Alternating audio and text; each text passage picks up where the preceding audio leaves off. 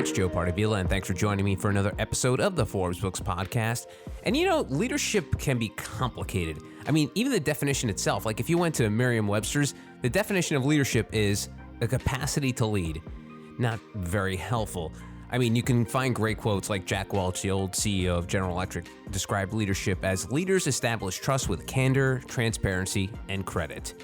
So yeah, leadership is complicated. And joining me today is someone who has some experience in that.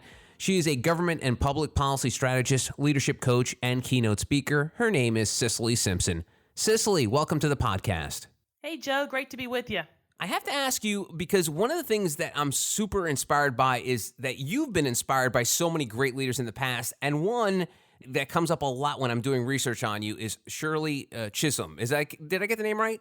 Yeah, absolutely. For folks not familiar with her, who is she and why has she inspired you so much? Shirley Chisholm was the first African-American congresswoman back in the 70s. She also happened to be, believe it or not, a little known fact about her, she also ran for president. She was the first woman to run on a presidential platform back in the 70s as well. So very influential and certainly a trailblazer before her time. What really inspires me about her and her story is not only the fact that she really is somebody who made her own way, but her quote that really resonates with me, and it's one of her more famous quotes, is, if they don't give you a seat at the table, bring a folding chair. She ran for Congress because she wanted to. She brought her folding chair. She ran for president because she pulled up her chair and thought she could make a difference. I love that quote and really how it resonates with people when I mention it, that you don't wait to be invited somewhere. Make your way, make your place. And once you're there, that's really getting your seat at the table and staying there. So her quote just resonates with me, and I've found it really a powerful motivator for clients and for speeches that I do as well. And do you remember how old you were when you discovered her? Believe it or not, I just discovered her a couple of years ago. Really? Even when I worked in Congress, I had always heard the name, but had not really sat down and did the research. And then I did the research on her, and this quote just continually pops up. And I thought, what an amazing untold story, because so few people really realize the platform and really the glass ceiling, that she tried to break. So a powerful story, but I only found her in that quote recently. It's shocking because, talking to you, getting ready to speak to you, the quote came up a lot and I was just fascinated by her. And I was like, how is there not a movie about her or something like that? And I guess they just announced one that Regina King is going to play her. So that's good to know, because I was like, when I was reading up, I'm like, this is an amazing story. This has to be a movie. So I was glad to find out that they're finally making one. Absolutely. I mean, to your point, long overdue. I mean, she's amazing. Her story, and it's funny, you sort of heard it a little bit, Joe, with Kamala Harris running for vice president, that while she's the first one elected, actually, these are all the people that have preceded her in trying to do the same.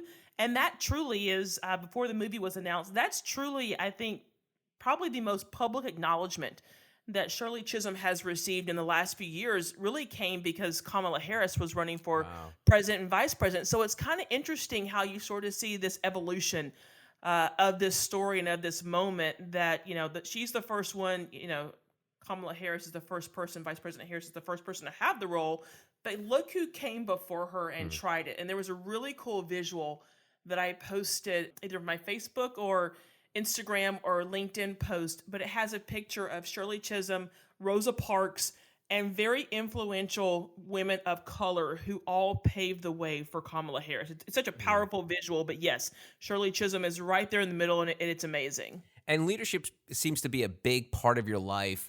How did you gravitate to that? Because I always wonder with folks who find like a niche in sort of these high level things. It's not like you're an expert in botany or something or horticulture. It's leadership. So what attracted you to leadership? What attracted me to leadership, and quite frankly, it's been an interest of mine for a number of years that has evolved, really started with my career moving to Washington. I started out as a prosecutor, believe it or not. So not many people go from wanting to be a prosecutor of criminals to actually political, sort of being in the political realm every day. But I've learned over the last few years throughout my career here in Washington, a lot of people, male and female, will approach me and say, so how did you get this role?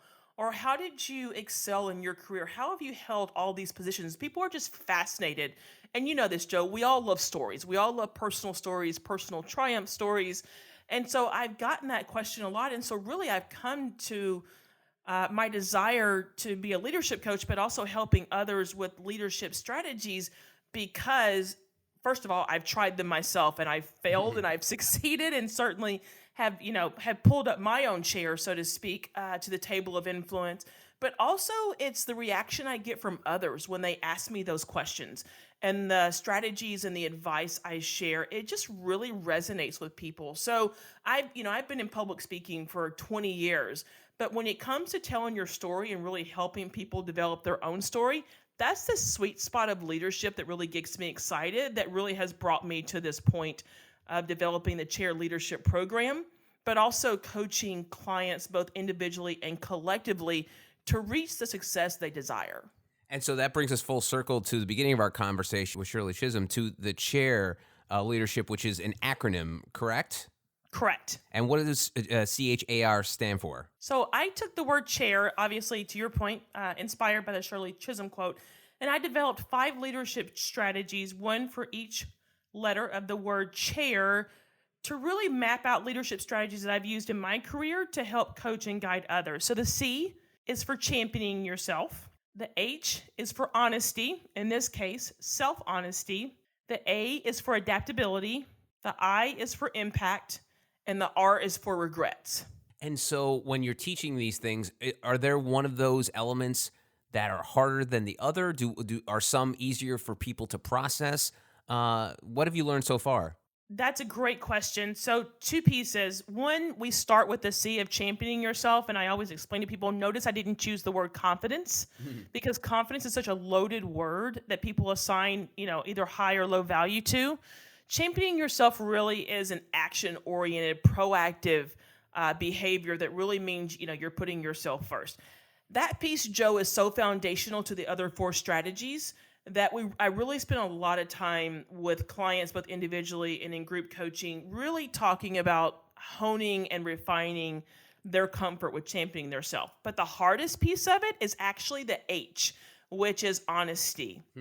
Because the self-honesty we're talking about is, you can champion yourself all day long, but what are the weaknesses and blind spots you may have that's holding you back?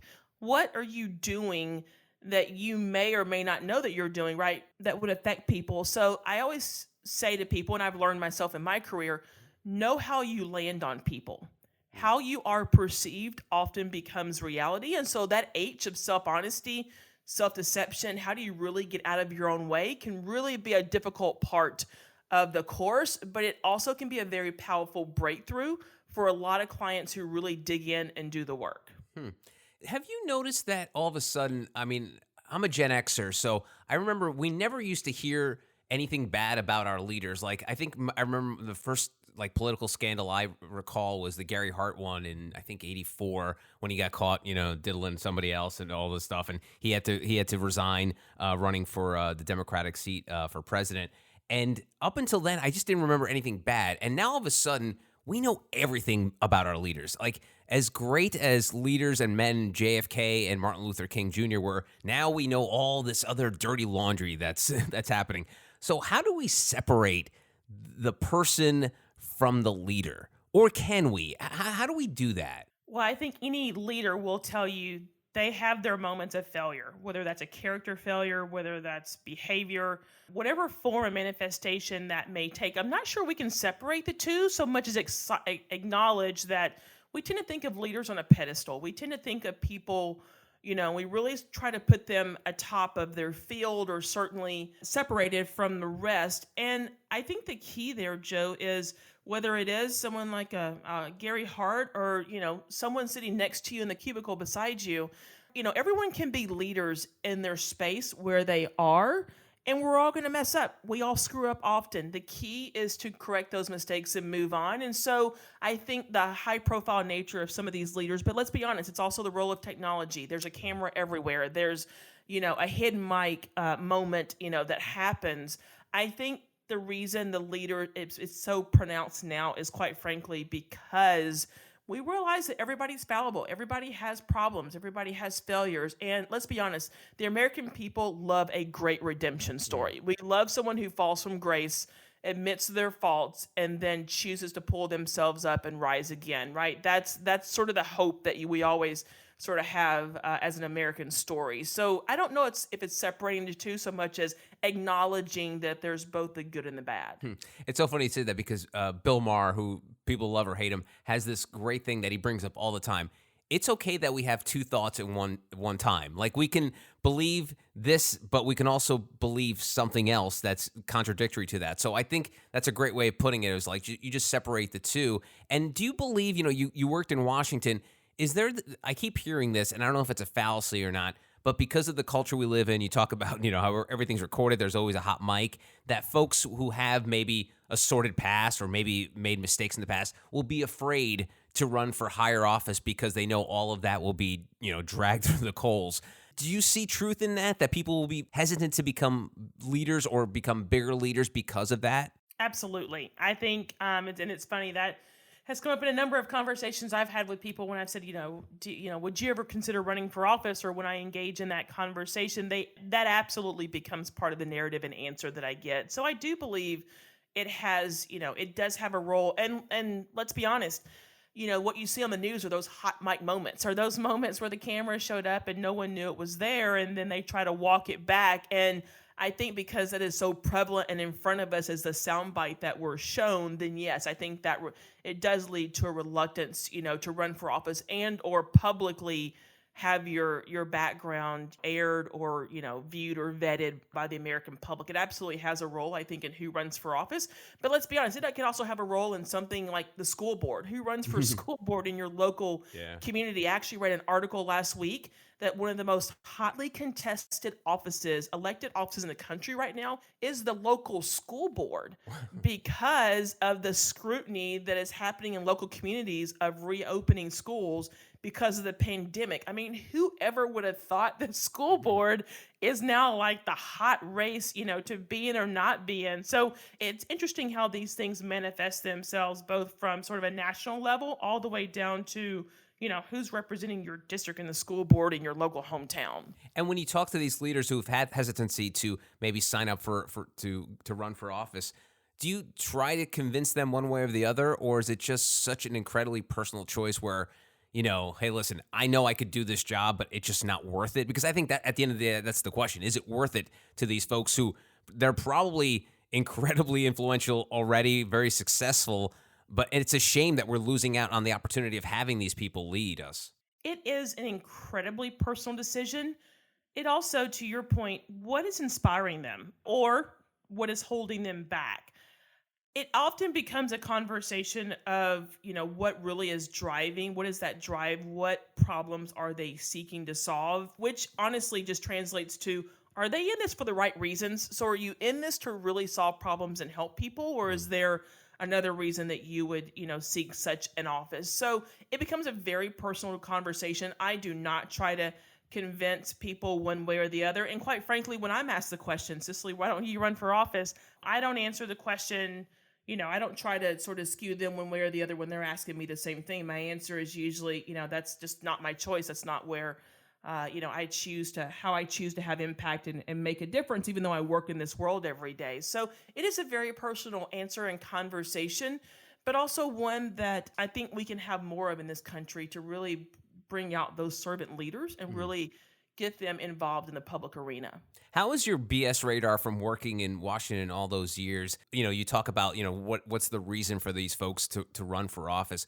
Can you tell, are you so finely tuned, like a tuning fork, and be like, yeah, this person's just running because they're power hungry, or this person's just running because of X, or person's running because of Y? Oh, absolutely. You can absolutely tell, and obviously, if the conversation's in person, their face and body language will also tell you. But if it's over the phone, I'll get calls from candidates who are running around the country, and they're trying to convince me why they're running, and I should give money or support their campaign. And yeah, the BS radar is totally high. You can absolutely sniff it out and know if they're really genuine about their interest or if there's another motivator that they're pursuing.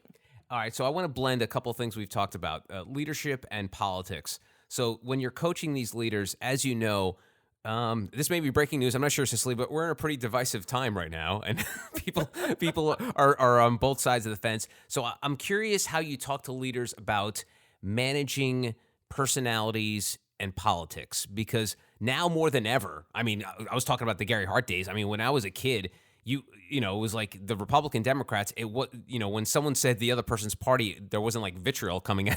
They didn't say it as if it was a cuss word or something, where that's changed now. So how do you coach these leaders when it comes to managing this stuff? Because again, another theme in this conversation is the fact that because of technology, everyone knows what everyone else is doing. So everyone knows what their party affiliation is and what that can provide or what that can cause in the workplace.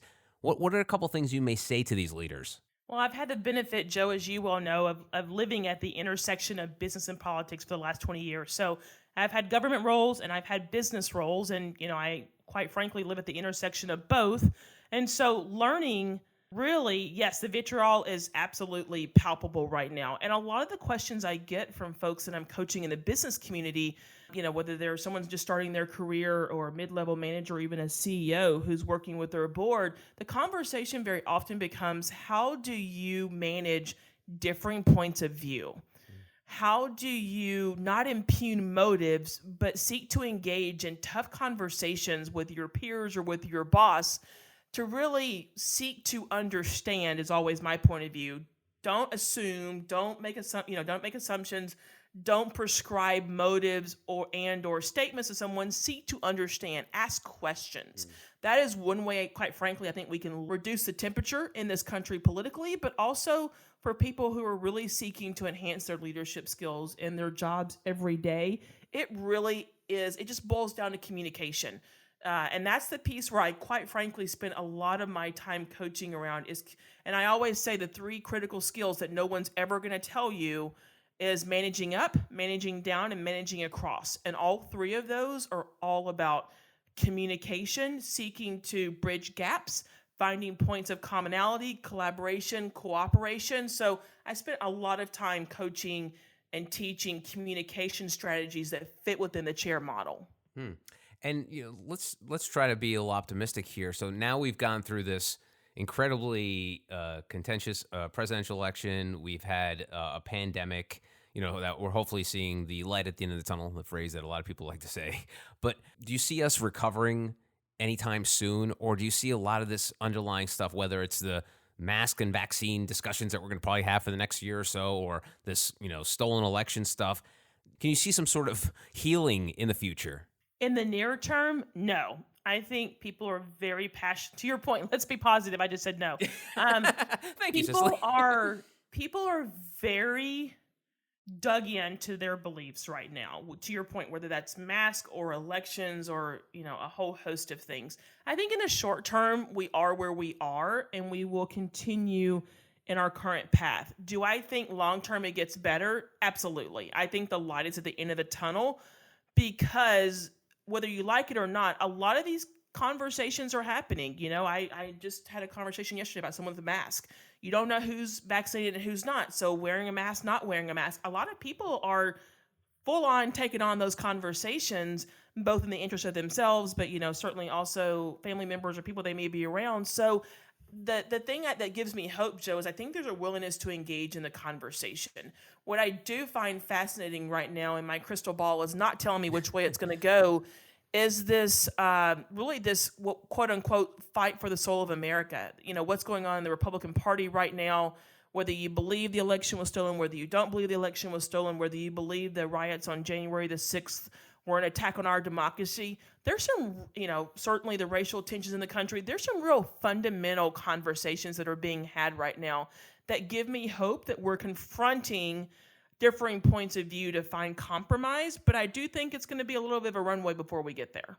Is it sad? I mean, you've been in politics for such a long time. The politicization of health in this country.